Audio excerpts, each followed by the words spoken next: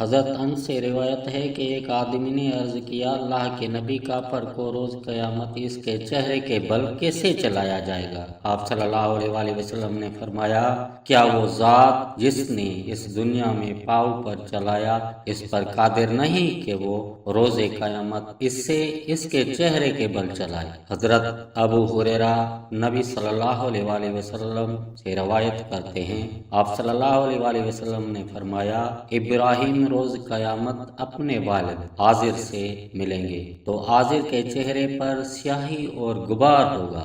ابراہیم اسے فرمائیں گے، کیا میں نے تمہیں نہیں کہا تھا کہ میرے مخالفت نہ کرو؟ ان کا والد ان سے کہے گا، آج میں تمہارے مخالف و نافرمانی نہیں کرتا۔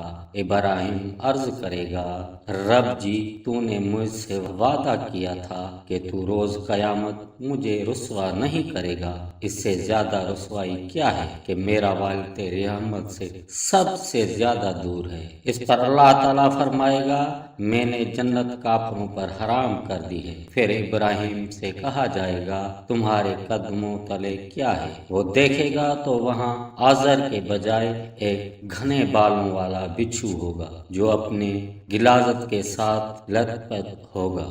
اس کو اس کے پاؤں سے پکڑ کر جہنم میں ڈال دیا جائے گا۔ حضرت عائشہ بیان کرتی ہیں، میں نے رسول اللہ صلی اللہ علیہ وآلہ وسلم کو فرماتے ہوئے سنا، لوگ روز قیامت ننگے پاؤں، ننگے بدن اور بلا ختنہ اٹھائے جائیں گے۔ میں نے عرض کیا، اللہ کے رسول، مرد اور عورتیں اکٹھی ہوں گی، وہ ایک دوسرے کو دیکھیں گی۔ آپ صلی اللہ علیہ وآلہ وسلم نے فرمایا، عائشہ، وہ قیامت کا معاملہ اس سے بہت سنگین ہوگا کہ وہ ایک دوسرے کو دیکھیں۔ حضرت ابو ہریرہ بیان کرتے ہیں، رسول اللہ صلی اللہ علیہ وآلہ وسلم نے فرمایا، روز قیامت لوگ پسینے میں شرابور ہوں گے، حتیٰ کہ ان کا پسینہ زمین پر 70 ہاتھ تک پھیل جائے گا اور وہ ان کے منہ تک ہوتا ہوا ان کے کانوں تک پہنچ جائے گا۔ حضرت ابو سعید خدری بیان کرتے ہیں، میں نے رسول اللہ صلی اللہ علیہ وآلہ وسلم کو فرماتے ہوئے سنا،